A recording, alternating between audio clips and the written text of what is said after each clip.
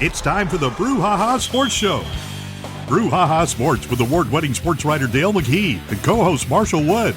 Talking sports with the legends of the game and famous sports personalities. Brouhaha! Now to Marshall and Dale with tonight's guest.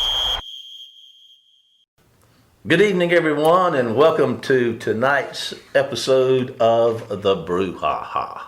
Marshall Wood and Dale McKee here with you tonight. We hope all you folks are doing well out there. And we're going to start right here. I'm looking at my partner Dale over here. Dale, you doing good? I'm doing good. That's good. That's good. Anything exciting going on in sports?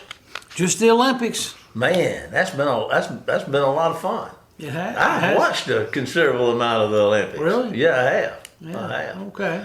A lot of swimming, gymnastics. Yeah. I went back and watched some videos, old videos of like Mary Lou Retton and some of those people and what they did, and it's a little different today than it used to be. I was watching Mary Lou Retton, the floor exercise stuff. She does a lot of stuff they do, but when you watch the balance beam and you watch those uneven parallel bars, the things they do in their dismounts today are just exponentially beyond what they were doing, well, I guess 20, 25 years ago. I mean, Yeah. how does it change so much? You got the human being, and you can go from doing the things we look at they were doing 30 years ago and what's more they can do now. How is it? Just training? Is it diet, or the people? Are we just improving? Is it our genetics, or what's the deal? I don't know. I just think that the knowledge factor, when we were growing up, you learned baseball from one of the older gentlemen in the neighborhood. Yeah. That kind of knew how to play it, but you just didn't see a lot of it. Nowadays, kids, and I don't know how many are actually watching games. I don't think as many as was back in the day, because we only had like one game a week, and now they got 3 or 4 a night on, But, I just think that it's just so much more advanced. They have these training centers now and things like that, and I just think it's... the science of it is with diet and the preparation is really, and probably the computer stuff, aided stuff they use to train and monitor stuff. So obviously makes a big difference. I think like with those gymnastics girls, they must concentrate on certain muscles. Okay, these are the muscles that you're going to need, for this event. So we got to strengthen them, or something like that. You got a granddaughter that's big into gymnastics. Is that correct? Oh, yeah. She got up, I think Simone was going to be on like at 5 a.m. one day, and she got up at, this was the live feed of it, and she got up at 4:30 a.m. so she could be ready to watch her. Yeah. And she's like 13. She's a student of the game.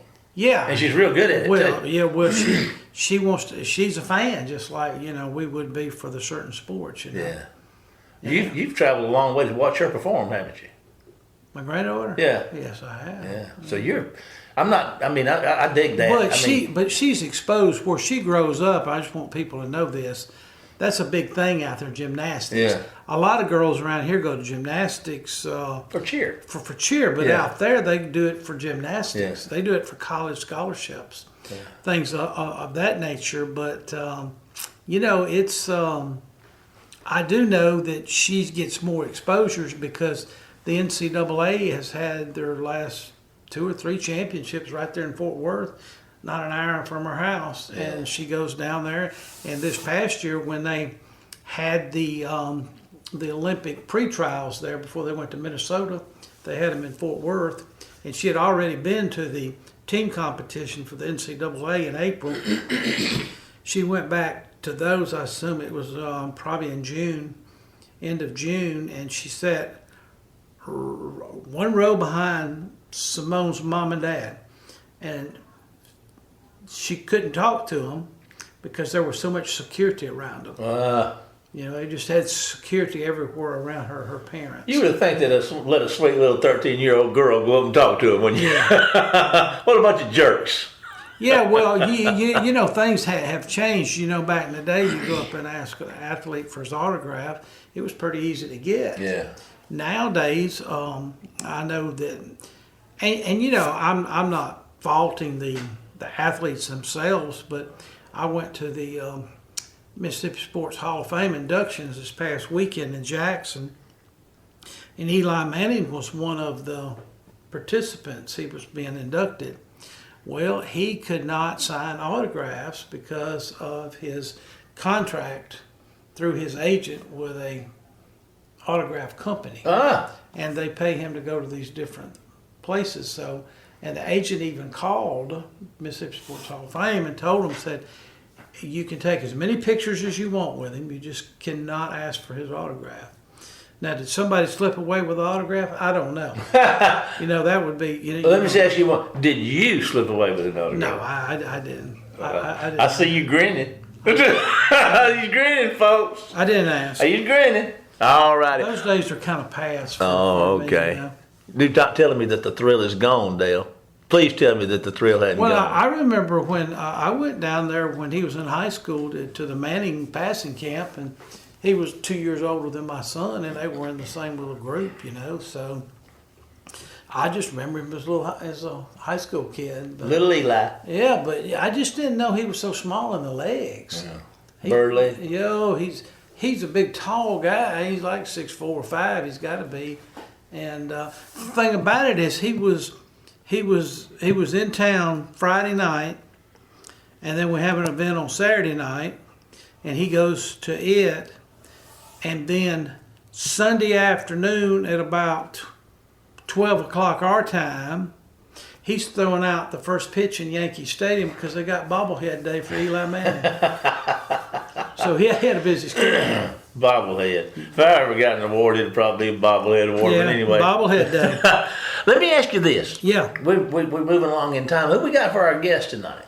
We got a long-time college assistant coach named Tony Hughes. Big in the recruiting area and field, too, I presume. Yes. He's Tony has coached at Southern Miss. He's coached at Mississippi State probably for the longest. He was head coach at Jackson State for a couple of years. But he's a great guy, and he was an outstanding recruiter for Mississippi State back in the day.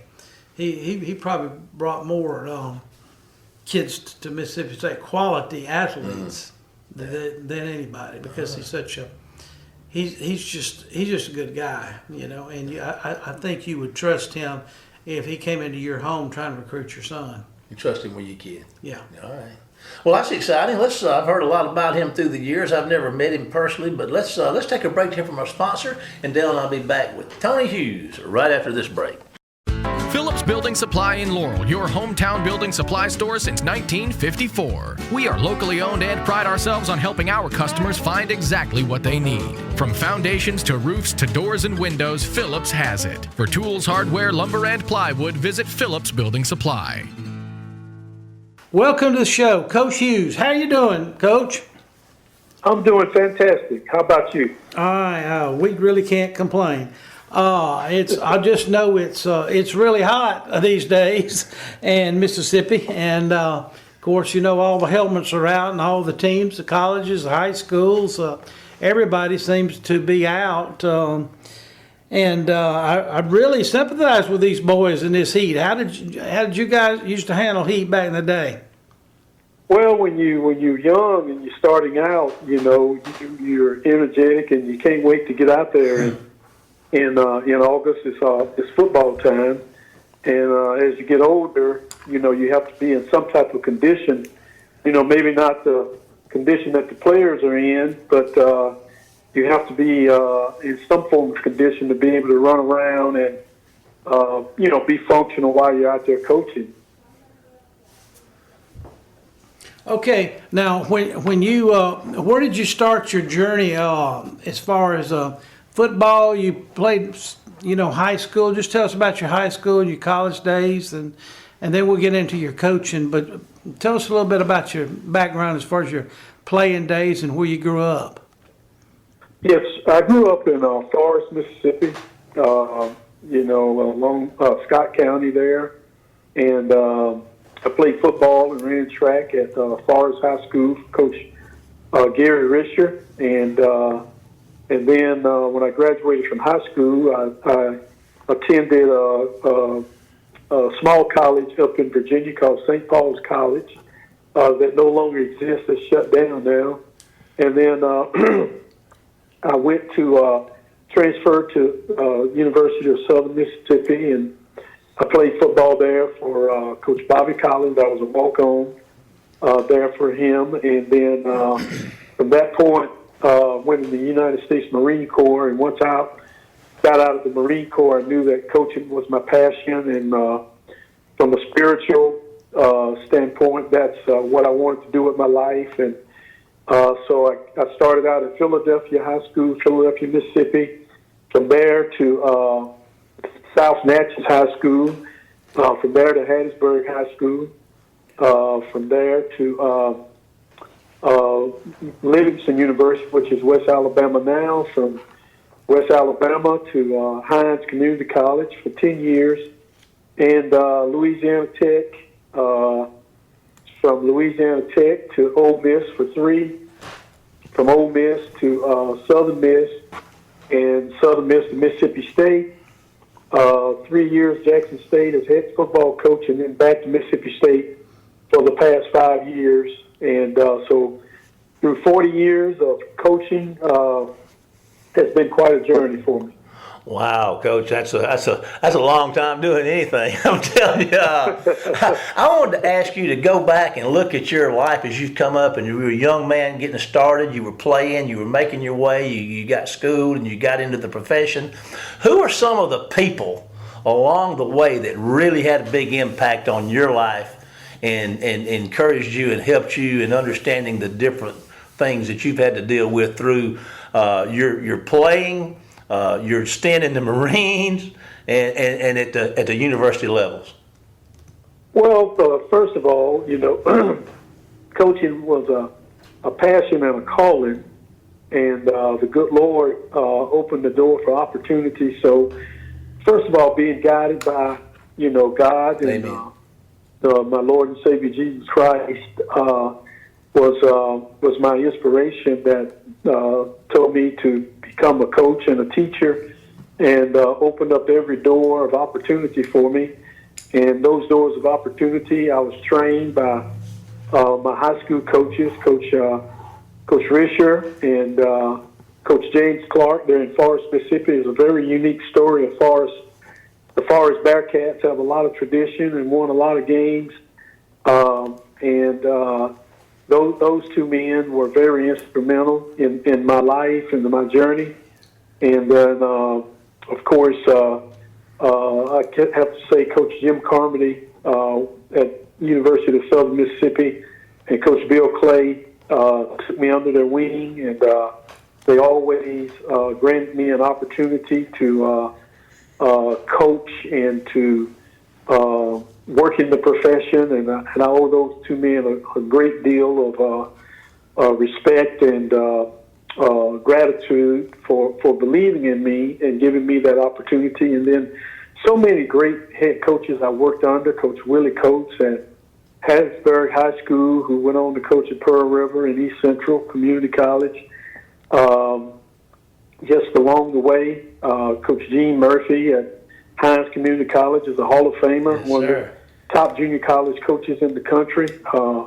Very, very, very instrumental, very spiritual man. Of course, there are a lot of documentaries of him and his wife Dot that during the time that we were there, but we had a lot of success, did a lot of good things, helped a lot of kids along the way. And from there, from my experience at Hines and moving on up, the head coaches that opened the door and gave me an opportunity to coach at the SEC Division I level. Sometimes, people laugh when you talk about Coach Ed Ogeron, but he gave me a chance to coach in the SEC. Coach Dan Mullen gave me a chance to coach at Mississippi State, and I had longevity there for a long time. So those men, all different, all unique, all different, had a different role in my life, but I'm just grateful and thankful for the people that, men that taught you how to train young men and make a difference in the lives of the young people. And, winning a few ball games along the way helped, and but that wasn't the most important thing. It was seeing lives changed and touched, and even some of those young men now have become coaches and are doing the same thing, following the role models that I followed when I first got into coaching. That's awesome. Just got to pass it on and keep it going. If you look back over your career, what are some of the biggest obstacles you felt like you had to deal with, or some of the things that was hardest for you to do? Well, one thing is, I won't say everybody, but a lot of people want to move up in the profession. In the time that I was coaching, I wanted to move up. I wanted to be a Division I coach. I wanted to be a head coach one day. But you have to understand, you got to crawl before you walk.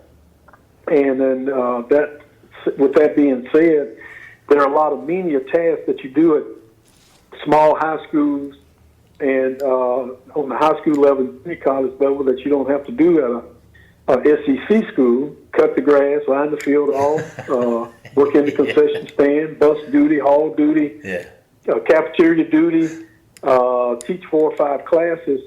And I didn't look at it as toiling or a hard task.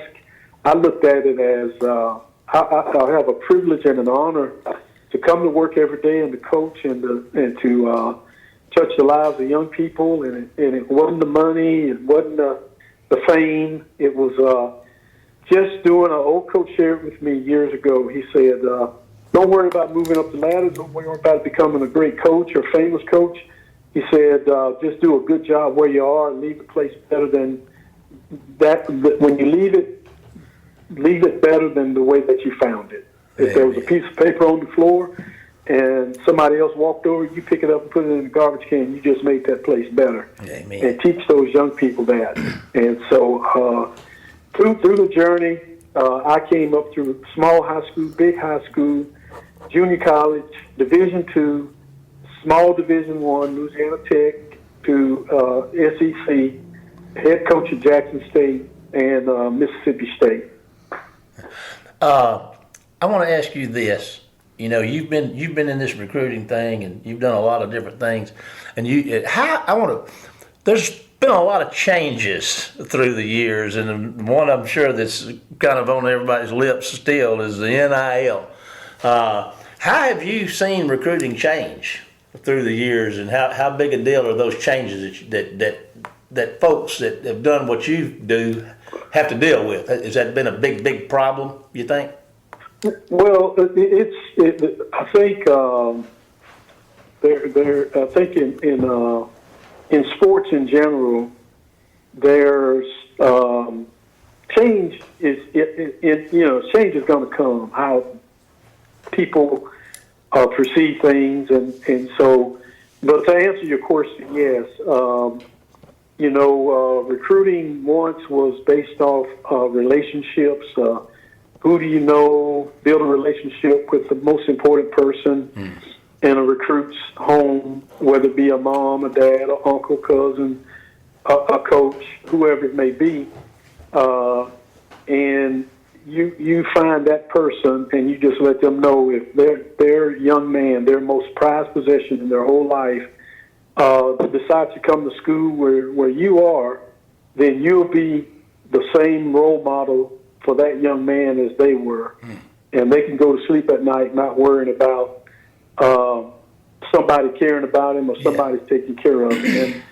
And, it's changed now where now, rightly so, the players now have opportunities in NIL to be able to share and economically be able to take advantage of some of the opportunities that may be there that they hadn't always, and rightly deserving those opportunities. And so for most, I would imagine that relationships are still important, especially in a small agricultural rural state like Mississippi, where relationships are important, but also there's a business side of recruiting now that is totally different than it was when I first started out. Yes, sir. Well, I noticed when you started coaching at Philadelphia High School, was that during or after Marcus Dupree? Ooh. He's probably one of the most famous Mississippi recruits of all time. Did you overlap at any time in that recruiting process? No, sir. He was, by the time I got to Philadelphia, he had already, he was long gone. Long gone to Oklahoma, yeah. Okay. I just remember all the stories back in the day where they said University of Texas and University of Oklahoma had people staying in hotels in Philadelphia for months and things like this. So in your recruiting experience, did you ever have to stay in a hotel for 3 months to get somebody to sign?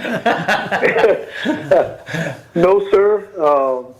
I did not. And I can tell you back in the day, in most of the early jobs that I had, whether it be high school or junior college, you didn't stay in a hotel at all. You drove to where you had to drive to. You saw who you had to see. You got back in the car, you drove back, and then the next day you drove somewhere else and you drove back because they didn't have the money to pay for hotels every night and food and all the things that it takes to do that. That's for coaches that move on up the ladder, you know.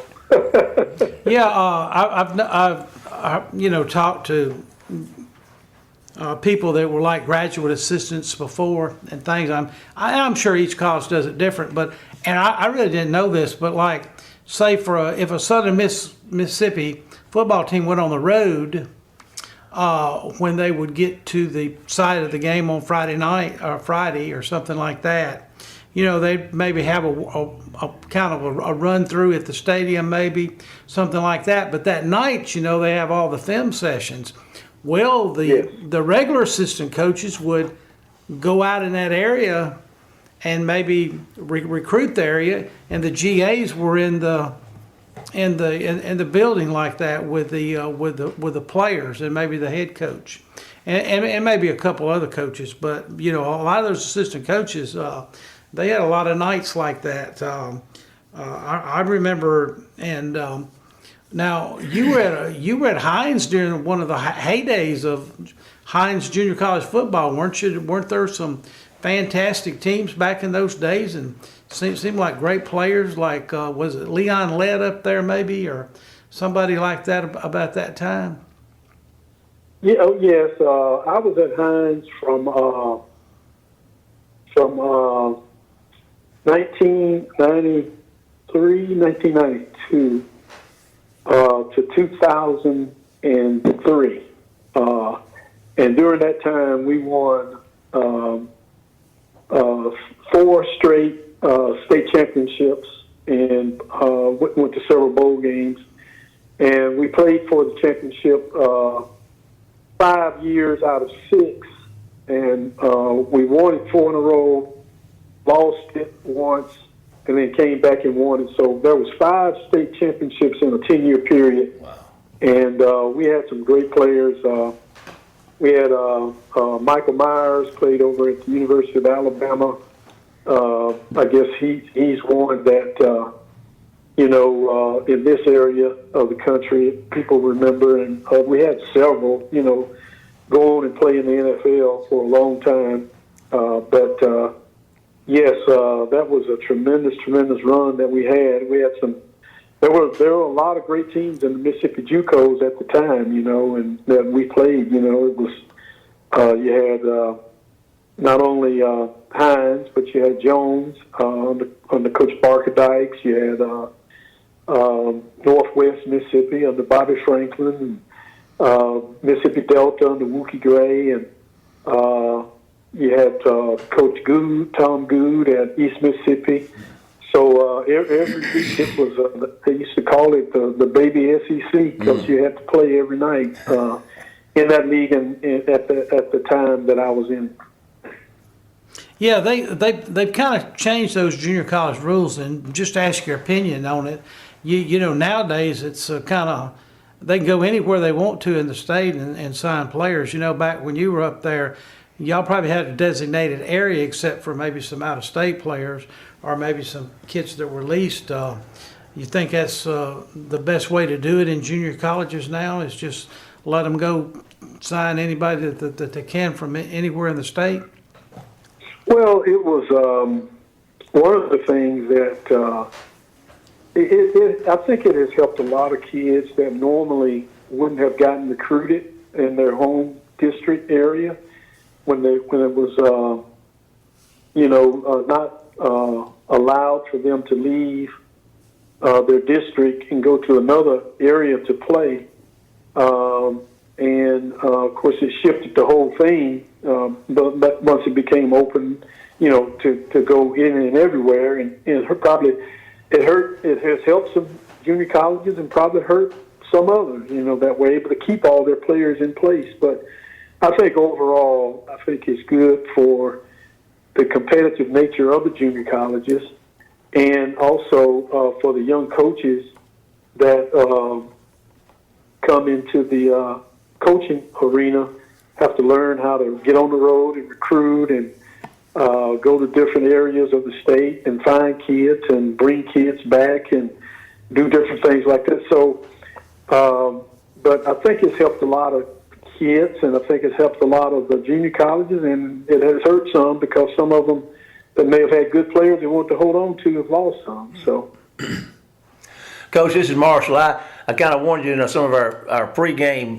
pre-talk strategy here that I'd have to interrupt us at some point. We're running out of time, and unfortunately, we're about at that point. Dale and I want to thank you, and our listeners, thank you so much for what you mean to our state and for taking time to be with us today. We appreciate you. I'm going to ask you to hold on just a minute. We're going to take a break here from our sponsor, and Dale and I will be back with tonight's final segment of the Brouhaha right after this commercial break. Phillips Building Supply in Laurel, your hometown building supply store since 1954. We are locally owned and pride ourselves on helping our customers find exactly what they need. From foundations to roofs to doors and windows, Phillips has it. For tools, hardware, lumber, and plywood, visit Phillips Building Supply. Back, everyone. What a good night with Coach Hughes. Man, I really like that guy. I don't really think people really understand the impact that he had in recruiting in this state at the different colleges that he was at. There's just some of those guys. There's a handful of them. He's one of them, and Marnie Farah is the other one that was with Hugh Freeze up at Ole Miss.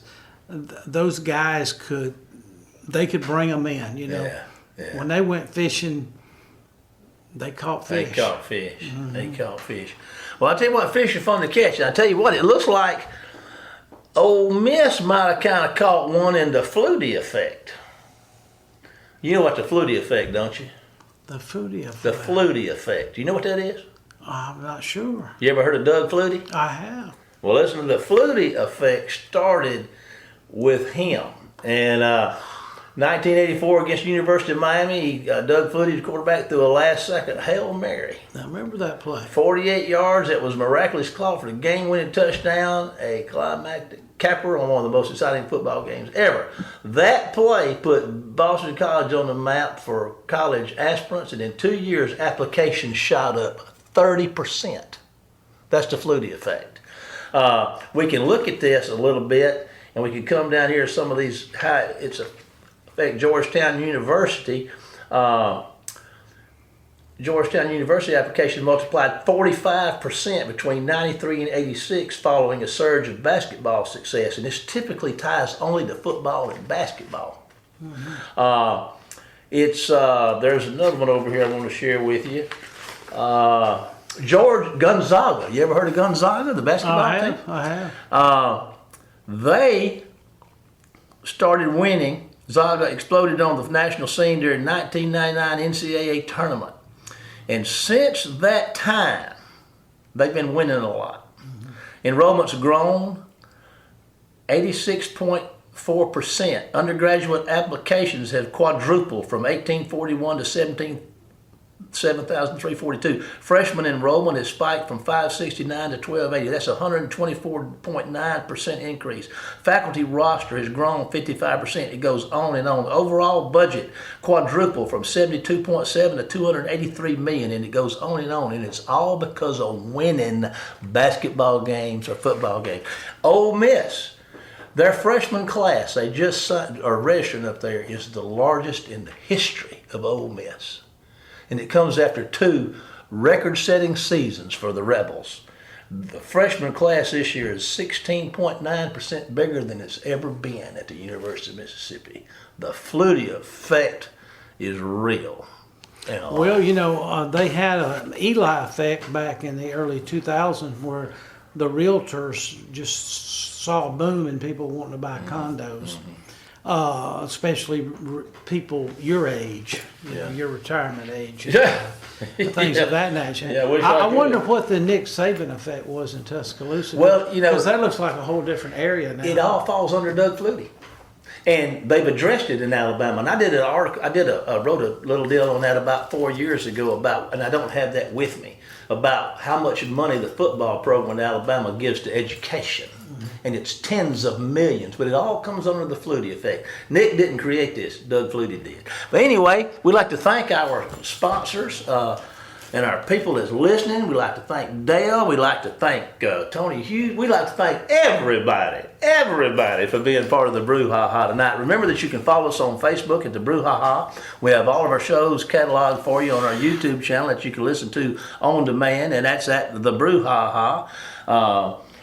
But now, I believe we've come to that time of the night where it's time to say goodbye, Dale. Goodbye, Dale. And we'll see you next week for more of the Brouhaha. Get us out of here, Jamie. You've been listening to the Brouhaha with Dale McKee and Marshall Wood. Heard Tuesday evening, 6 p.m. on WABO. For more of the Brouhaha, follow us during the week on Facebook and WABO.